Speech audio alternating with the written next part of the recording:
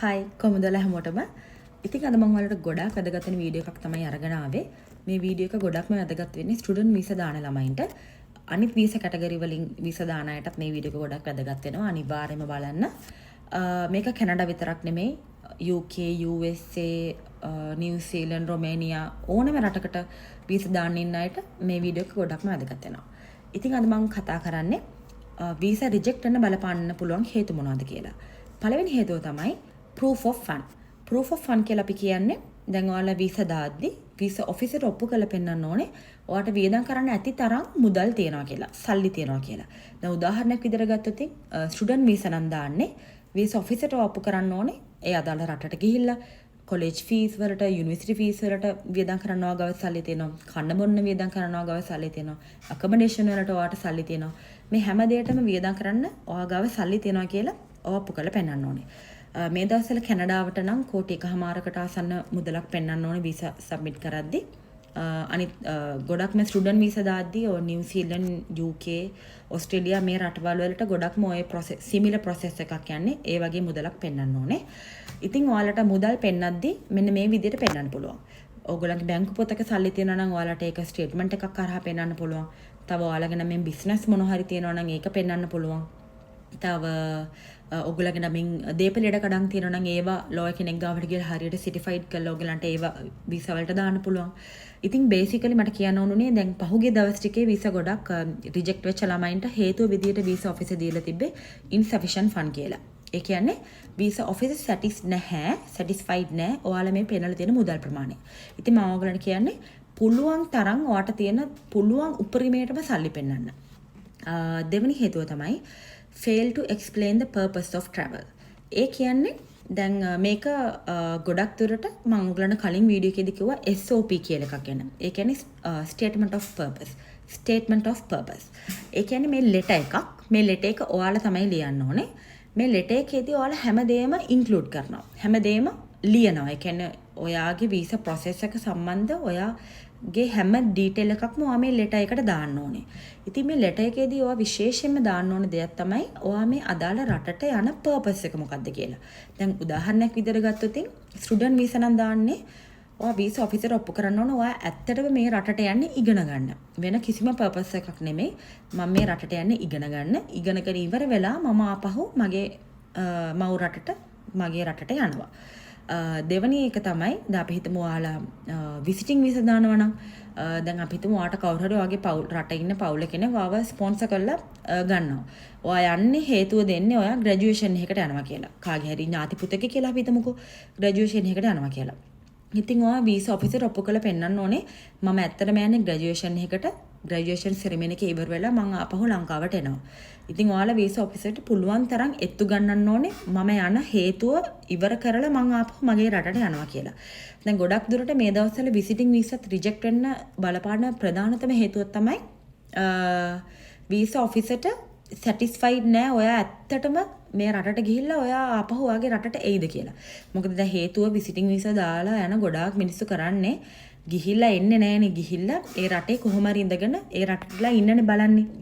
ඉතින් වීසා ගොඩක්ම රිජෙක්ට් කරන්නේ ඔන්න ඔය හේතුව හින්දා. ඉතින් ඔයා පුළුවන් තරම් වීසා ඔෆිසර් එත්තු ගන්නන්න මම ඇත්තටම මේ රටට ගිහිල්ලා මේ අදාළ වැඩේ කරගෙන මම ආපහු මගේ ලංකාවට එනවා.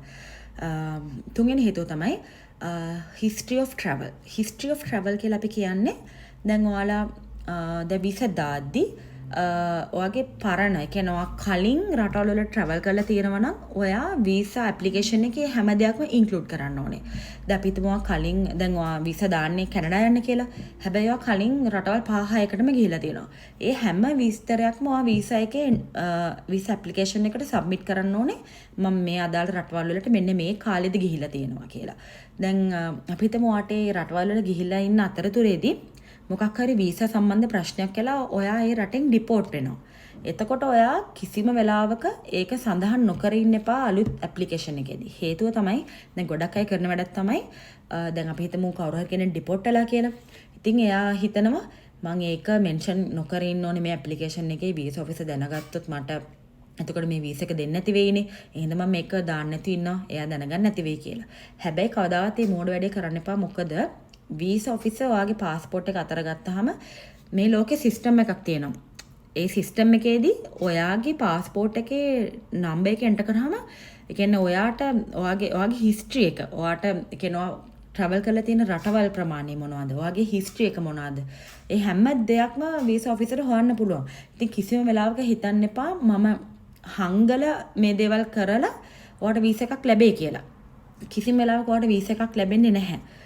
එහෙනම් ජෙනුවින් වෙන්න. පුළුවන් තරම් වීසා දාද්දි මම හැමදාම කියන්නේ පුළුවන් තරම් තමන්ගේ ජෙනුවින් විස්තර ඔයගොල්ලෝ සබ්මිට් කරන වීසා ඇප්ලිකේෂන් එකට. මොකද ඔයා අවංක වෙලා ඔයාගේ හැමදේම කියලා ඔයාට වීසා එකක් ලැබෙන්න තියෙන ඉඩකඩ වැඩි වෙන්න පුළුවන්. හැබැයි බොරු කිව්වොත් ඔයාට වීසා එක ලැබෙන්නෙත් නැහැ. සමහර විට ඔයාට බෑන් එකක් වදින්නත් පුළුවන්. ඉතින් අනිවාර්යෙන් ඔයාලට මොකක්ම හරි හිස්ටරි එකක් තියෙනවා නම් රටකට ගිහිල්ලා වීසා සම්බන්ධව මොනවා හරි ඒ කියන්නේ ඔයාලා ඕවර්ස්ටේ ඉඳලා තියෙනවා නම් වීසා නැතුව ඉඳලා තියෙනවා නම් ඩිපෝට් වෙලා තියෙනවා නම් අනිවාර්යෙන් මේ හැම දෙයක්ම ඇප්ලිකේෂන් එකේ මෙන්ෂන් කරන්න. මොකද බොරු කියලා නම් ඔයාලට කවදාවත් වීසා එකක් ගන්න වෙන්නේ නැහැ. ඊළඟ හේතුව තමයි මෙඩිකල් රිපෝට් එක. මෙඩිකල් රිපෝට් කියලා මම අදහස් කරන්නේ දැන් අපි වීසා දාද්දි ඕනෑම කැටගරි එකක වීසා දාද්දි අපි මෙඩිකල් එකක් ගන්න ඕනේ. ඉතින් මේ මෙඩිකල් එකේදී අපි හිතමු ඔයාට මොකක් හරි දරුණු ගණයේ ලෙඩක් තියෙනවා කියලා. උදාහරණයක් විදිහට ගත්තොත් අපි හිතමු HIV AIDS තියෙනවා කියලා. එහෙම ලෙඩක් තියෙනවා නම් ඔයාගේ වීසා එක අනිවාර්යයෙන්ම ගොඩක් දුරට රිජෙක්ට් වෙනවා. හේතුව තමයි වීසා ඔෆිසර් හිතනවා මේ මිනිස්සයාට මේ තරම් මේ වගේ දරුණු ලෙඩක් තියෙනවා. ඉතින් මෙයා අපේ රටට තර්ජනයක්. මං කොහොමද මේ වගේ ලෙඩක් තියෙන මිනිස්සෙක් මගේ රටට යවන්නේ? ඉතින් එයා අනිවාර්යෙන්ම ඒ හේතුව මත ඔයාගේ වීසා එක රිජෙක්ට් කරන්න ගොඩක් දුරට බලපානවා. ඉතින් ඔන්න ඔය හේතු නිසා තමයි ගොඩක්ම ඔයාගේ වීසා රිජෙක්ට් වෙන්න බලපාන හේතු. මම පුළුවන් තරම් කියන්නේ වීසා දාද්දි ජෙනුවින් වෙන්න. මොකද දැන් අවුරුදු 5කට වගේ නෙමෙයි දැන් වීසා ප්‍රොසෙස් ඕනම රටක. මොකද දැන් ගොඩාක් කට්ටිය රටවල් වලට යන try කරන හින්දා හැම රටකම rules and regulation ඒ කියන්නේ හරිම strict වීසා ප්‍රොසෙස් විශේෂයෙන්ම. ඔයාලා වීසා වලට දාන document 100% genuine වෙන්න ඕනේ. fake document දාන්න එපා. fake document දාලා අහු වුණොත් ඔයාලගේ වීසා එක අනිවාර්යෙන් reject වෙනවා. ඒ කියන්නේ රිජෙක්ට් වෙනවා කියන්නේ දැන් උදාහරණයක් විදිහට ගත්තොත් ගොඩාක් කට්ටිය ඉන්නවා ෆේක් ඒජන්ට් විශේෂයෙන්ම ඒජන්සි වලින් ෆේක් ડોකියුමන්ට් ඕගලන්ට දීලා ෆේක් ડોකියුමන්ට් සබ්මිට් කරලා ඒගොල්ලෝ කියන්නේ අපි මේ ડોකියුමන්ට් එක මේ දාමු බය වෙන්න එපා අනිවාර්යෙන් ඔයාගේ වීසා එක ලැබෙනවා. හැබැයි ඉන් කේස් ඔයාගේ වීසා එක රිජෙක්ට් වුණොත් ඔයාට රිජෙක්ෂන් එකක් විතරක් නෙමෙයි ලැබෙන්නේ ඔයාව අනිවාර්යෙන් බෑන් වෙනවා. ඒ කියන්නේ බෑන් වෙනවා කියලා කියන්නේ අවුරුදු 5කට ඔයාලට බෑන් එකක් වැදෙනවා. ඒ අදාළ රටට ඔයාලට වීසා දාන්න බෑ. ඉතින් ඒ අදාළ රට විතරක් නෙමෙයි දැන් අපි ඔයා හිතමු ඔයාට බෑන් එකක් වැදිලා ඔයා තව රටකට try කරනවා කියලා ඒ රටේට වීසා දාද්දිත් ඔයාට ඒක ප්‍රශ්නයක් වෙන්න පුළුවන් මොකද මේ එයාලා බලන ඔයාට කලින් වෙන රටකට බෑන් එකක් වැදලා තියෙනවද කියලා. ඉතින් අපරාධින නිකන් තමන් අමාරුවේ වැටව ගන්න ඕනේ නෑනේ බොරු ડોකියුමන්ට් දීලා. පුළුවන් තරම් ડોකියුමන්ට් ජෙනුවින් ප්‍රොසෙස් එකක් කරන්න. මොකද ජෙනුවින් වෙන තරමට ඔයාට වීසා ලැබෙන්න තියෙන ඉඩකඩ 100%ක්ම වැඩි. ඉතින් ඔන්න ඔය හේතු හින්දා තමයි වීසා ගොඩක්ම රිජෙක්ට් වෙන්නේ. විශේෂයෙන්ම proof of fund ගැන මම මුලින්ම කිව්වේ proof of fund ගැන මාර විදියට හිතන්න පුළුවන් තරම් පුළුවන් උපරිමයටම සල්ලි පෙන්නන්න. මොකද සල්ලි පෙන්නන තරමට ඔයාට වීසා ලැබෙන්න තියෙන ප්‍රතිශතය වැඩි වෙනවා. හේතුව වීසා ඔෆිසර් දැන් පහුගිය දවස් ටිකේම මම ගොඩක් මම Facebook group එකක ඉන්නවා කැනඩා වීසා සම්බන්ධ group එක. ඒකේ මම daily දකිනවා ළමයි දානවා මගේ වීසා රිජෙක්ට් වුණා අනේ හේතුව විදිහට දීලා තියෙන්නේ මෙන්න මේ ෆන්ඩ්ස් මදි කියලා.